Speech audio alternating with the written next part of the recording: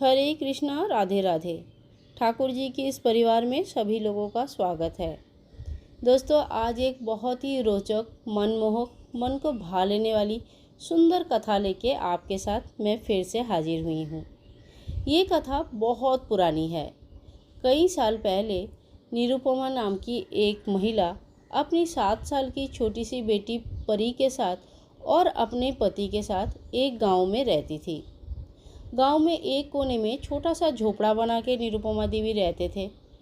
निरुपमा देवी के घर में पैसा पानी बिल्कुल बहुत ज़्यादा कम था, लेकिन उनके पास जो भी था उसी से संतुष्ट रहते थे। इनकी बेटी छोटी सी थी, खेलती रहती थी। कभी कभी मम्मी के पास आके बोलती थी, मम्मी बाकी बच्चे हम लोगों से खेलते क्यों नहीं है। नीरू को आंखों में आंसू आ जाता था। बोलते हैं, बाबू हमारे पास तो पैसे कम है, कहीं हम लोग किसी से कुछ मांग ना ले, इसी डर से बाकी बच्चे तुम्हारे पास नहीं आते हैं। 7 साल की परी छोटी तो थी, पर माँ की बात बहुत आसानी से समझ जाती थी और फिर अपने खेलने चली जाती थी। परी के घर के सामने गांव होने की वजह से बहुत बड़ा आंगन था। उस समय छोटे घर भले ही थे, गरीब भले ही थे, लेकिन खुला ज़मीन बहुत हुआ करता था। आंगन के एकदम कोने में एक बहुत बड़ा पेड़ था और जिसके नीचे एक छोटा सा मंदिर था। इस मंदिर के सामने जाके परी बैठी रहती थी। पता नहीं भगवान से कौन सी बातें करती रहती थी। लोग उसको देख के हंसते थे। देखो देखो, फिर से मंदिर के सामने बैठ के कुछ ना कुछ बड़बड़ा रही है, पागल है ये छोटी सी लड़की, ऐसा बोलते थे। इससे परी को ज़्यादा फर्क नहीं पड़ता था, क्योंकि निरुपमा देवी ने इनको कहा कि भले ही लोग कुछ भी बोले, परी उनकी परी है। इस बात से परी बहुत खुश थी। निरुपमा देवी के घर में 2 गाय थे, यही इनकी रोटी रोजी थी। 2 गाय का दूध निकाल के, जो भी दूध बेच के या तो फिर घी बेच के, ननी बेच के या तो मक्खन बेच के, कैसे तो इनकी दिन चलती थी। निरुपमा देवी के हस्बैंड बाज़ार में जाके वही बेच के आते थे और जो भी पैसा मिलता था इसी से अपना घर चलाते थे। भले ही इनके पास पैसे कम थे, लेकिन सबके मन में संतोष था। एक सपना था निरुपमा जी का, जो खुले आंखों से भी वो देखती रहती थी। वह ये थी कि कभी एक दिन आएगा जब हमारे घर में भी लड्डू गोपाल जी आएंगे। मैं उनका बहुत अच्छे से पूजा करूँगी और बहुत धूमधाम से जन्माष्टमी मनाऊँगी। पर उनको पता था घर में ज़्यादा कुछ तो है नहीं। निरुपमा जी ने सुना था लड्डू गोपाल जी के बहुत नियम कानून होता है, सेवा होते हैं, सुबह उठना और फिर उसके बाद भोग लगाना। सुबह उठना सुलाना ये तो उनके लिए कोई मुश्किल बात थी ही नहीं, क्योंकि बहुत मेहनती थे निरुपमा जी। सवेरे उठ के ही सारे घर के काम में लग जाती थी। पर भोग क्या लगाए, दिन भर भोग तो कुछ है ही नहीं। दूध दही जितना होता है उतना तो बाज़ार में बेच देते हैं, घर के लिए भी कुछ भी नहीं रखती थी। ऐसे हालत में गोपाल जी को लाए तो क्या करे, ये सोच के चुप हो जाते थे। और फिर इतने एक्स्ट्रा पैसे भी नहीं थे, इसीलिए हस्बैंड को बोलने से भी डरते थे। पर मन में जैसे हमेशा यही ख्याल रहता था, किसी दिन एक छोटा सा गोपाल मेरे पास भी आते थे। एक दिन परी बाहर खेल रही थी, आंगन के सामने मंदिर के पास जैसे डेली खेलती है वैसे ही खेल रही थी, घूम घूम के, दौड़ दौड़ के। शाम होने ही वाली थी। सूर्यदेव की रोशनी तभी तक थी, चारों तरफ चमक रहा था जैसे पत्ते, और थोड़ा थोड़ा बारिश होने की वजह से बहुत सुंदर लग रहा था उस दिन दृश्य। निरुपमा जी की बेटी परी दूर से देखा कोई चीज़ के ऊपर सूरज की रोशनी पड़ी है और बड़ी चमक रही है। इतनी चमक रही है कि क्या है ये देखने के लिए परी दौड़ के जाती है। जाके देखती है कि एक बहुत छोटा सा प्यारा सा एक मूर्ति है। किस चीज़ की मूर्ति है परी को समझ में नहीं आया। परी छोटी थी और लड्डू गोपाल जी की मूर्ति इससे पहले कभी नहीं देखा था। परी ने मूर्ति को हाथ में उठा लिया और बोले, बड़ा अच्छा है, ऐसा लग रहा है मेरा छोटा सा भाई है, मैं मम्मी के पास लेके जाती हूँ। परी दौड़ते हुए आई अपनी मम्मी के पास। मम्मी मम्मी देखो मुझे क्या मिला। मम्मी ने बोला, क्या मिला, उधर रख दे। बोला, नहीं नहीं इधर आओ, मुझे तो बहुत प्यारा सा कुछ मिला, आ जाओ देखते जाओ। यह सुन के परी की मम्मी आई और देखा परी के हाथ में बहुत ही प्यारा सा छोटा सा एक लड्डू गोपाल जी की मूर्ति है। परी की मम्मी के दोनों आंखों से आंसू निकल रहे थे, खड़े खड़े खाली रोए जा रहे थे। कुछ ना बोल पा रहे थे ना कुछ समझ पा रहे थे। परी को समझ में नहीं आ रहा था हो क्या रहा है। परी थोड़ा डर गई, क्या मैं कुछ गलत किया? मम्मी मैंने कुछ गलत किया? मैं वापस रख के आऊँ? मम्मी क्या हुआ? लेकिन मम्मी तो कुछ बोल ही नहीं पा रही है। थोड़ी देर बाद थोड़ा सा संभल के फिर निरुपमा जी में बोला, कहाँ मिला बेटा तुझे ये? तो परी ने कहा, मम्मी मैं खेल रही थी और सामने मंदिर के सामने अचानक से देखा कुछ चीज़ बहुत चमक रहा है, तब मुझे ये मिला। देखो मेरे छोटा सा भाई जैसा दिखता है, कितना प्यारा है। क्या है ये, किसकी मूर्ति है? माँ ने बोले, ये तेरा भाई ही है, ये तो हमारे लड्डू गोपाल जी है, ये तो भगवान है। परी खूब खुश हुई, बोले मेरे पास मेरे भाई भी आ गया, मज़ा आ गया। परी फिर से खेलने चली गई। परी को इतना ज़्यादा चीज़ों का पता नहीं होता था, लेकिन माँ को समझ में आया कि लड्डू गोपाल जी की कृपा हुई है और वो खुद चल के अपने घर आए हैं। अब खुशी की कोई ठिकाना नहीं रहा। दोनों आंखों में आंसू झड़ रहे थे, जैसे कि आज भगवान जी को आंसू से ही नहला देंगे। बोलते बोलते मेरा भी आज गला काँप रहा है। फिर दौड़ के जाके भगवान जी को बहुत अच्छे से नहलाए, बहुत अच्छे से साफ सफाई किए। लेकिन अब क्या करें, ना घर में इनको पहनाने के लिए पोशाक है, ना इनके बिछाने के लिए कोई चद्दर है, ना कोई सिंहासन है। अब क्या करें? फिर से आँख में जैसे आंसू आने लगी, गला भारी होने लगा।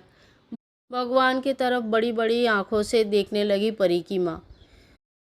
हे भगवान, तुमने मेरे ऊपर इतना कृपा किया, खुद दर्शन दिए, खुद आए हमारे घर, पर मेरे पास तो कुछ भी नहीं है। कैसे सजाऊं तुम्हें? सुना है तुम तो बहुत अच्छे से सज धज के रहते हो। क्या भोग चढ़ाऊं तुम्हें? सुना है तुम तो 56 भोग करते हो। मोर पंख के मुकुट तक नहीं है मेरे पास। मोर पंख और बांसुरी के बिना तो आप रहते ही नहीं हो। अब मैं क्या करूं? यही सोच सोच के निरुपमा जी रोते जा रही थी, रोते जा रही थी। ऐसे समय निरुपमा जी को ख्याल आया, अरे नहीं, मेरे पास तो सब कुछ है, मैं तैयार करूँगी, ज़रूर तैयार करूँगी भगवान को। और यह सोच के निरुपमा जी तैयार करने लगे भगवान को। और जब भगवान जी तैयार होके बैठे तो इतनी भव्य दृश्य था, इतनी सुंदर दृश्य था। आप पूछो कि क्या तैयारी किया है। निरुपमा जी दौड़ के घर के बाहर गई और सारे फूल, जितने भी गांव के सामने आसपास जितने फूल है सब फूल लेके आए और तुलसी के पत्ते लेके आए, क्योंकि गांव था तो फूल और पत्ते की कोई कमी नहीं थी। लेके आके तुलसी के पत्ते का बहुत बढ़िया सा एक आसन बनाया और उसके ऊपर ठाकुर जी को विराजमान किए। पोशाक नहीं था पर फूल तो थे, फूलों की पोशाक बनाए। फूलों की पोशाक में ठाकुर जी ऐसा लग रहा था जैसे स्वयं वैकुंठ धाम में बैठे हैं। फूलों की पोशाक पहनाए। इत्र नहीं था पर फूल की खुशबू तो थी, इतनी सुंदर खुशबू आ रही थी जैसे कि साधारण फूलों से कई गुना ज़्यादा खुशबू आ रही थी, जैसे भगवान जी ने अपने आप खुद अपने लिए तैयारी की है। सब कुछ इतने सुंदर से हो गया कि सच्ची में कभी सोचा ना होगा। इतने में निरुपमा जी के हस्बैंड आ गए मार्केट से और बोला, नीरू आज तो कमाल हो गया। पता है आज मुझे ना, मैंने किसी को दही बेचा और उसने बोला मेरे पास पैसे नहीं है पर तुम्हारे दही बहुत अच्छा है, तुम एक काम करो, ये जितने मोरपंख मेरे पास है ये तुम रख लो। ये मोरपंख बहुत महंगे हैं और अच्छे भी है, और साथ में एक बांसुरी भी दे के गया। मुझे समझ में नहीं आया, आज तक किसी ने ऐसा नहीं किया, पर मैं उसको मना भी नहीं कर पाया। मोरपंख और बांसुरी दे के उसने मेरे से दही लेके गया है। निरुपमा जी फिर से रोने लगे। आज जैसे पूरे दिन की सारी घटना निरुपमा जी को अद्भुत लग रहा था। भगवान जी की लीला का ऐसे दर्शन मिलेगा कभी ज़िंदगी में सोचा न था। मैं भी इतनी बड़ी भक्ति भगवान, मुझे तो पता ही नहीं था। तुम मेरे पास खुद आए, अपने मोर मुकुट और बांसुरी के भी बंदोबस्त खुद किए। मैंने सोचा नहीं था तुम्हारी इतनी कृपा हमारे ऊपर होंगे। पतिदेव को बोला, पता है आज यहाँ पे भी बहुत अच्छा सा एक बात हुई है, मैं बताऊँ? पतिदेव के हाथ पकड़ के दौड़ते हुए निरुपमा जी अंदर लेके आए। पति बोला, ये क्या हुआ तुम्हें? पहले तो कभी ऐसा नहीं करती थी। आओ आओ देखो हमारे घर कौन आया है। थोड़ा सा उनको चिंता हुई, कौन आया है? घर में तो खाने पीने के पैसे तो होता नहीं है, और फिर हमारा अपना तो कोई है ही नहीं, फिर घर में कौन आया है? यह सोच के पतिदेव निरुपमा जी के साथ साथ घर पे आए और देखे तो देखे दंग रह गए। बोला, ये कब आए? कहाँ से लाए, पैसे कहाँ से मिला, किसने दिया, कहाँ से खरीदा, इतनी सारे क्वेश्चन एक साथ।